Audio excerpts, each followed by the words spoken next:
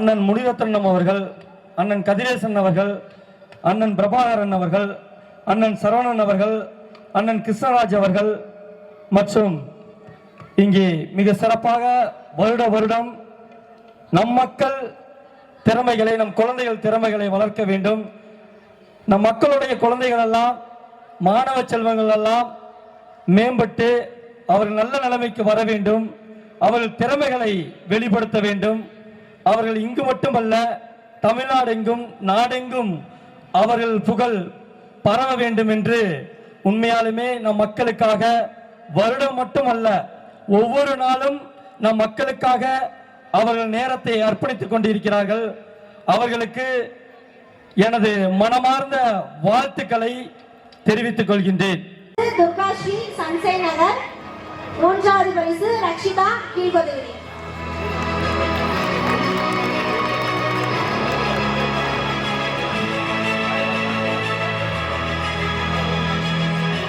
ஐயா அவர்களுக்கு நன்றி.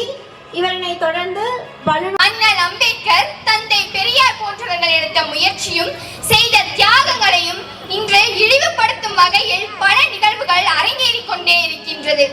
சாதிநிலை வேறெடுத்து சமநிலை சீர்திருத்தி சம உடைமை பொது உணர்வு கொள்கை செய்து வாழ்ந்தியடா தமிழா என்று ஒற்றுமையுடன் வளர வேண்டிய மாணவர்களின் மத்தியில் சாதி மத வேற்றுமையை உருவாக்கி சாதி மத வெறியை தூண்டுவது எவ்வளவு பெரிய குற்றம்!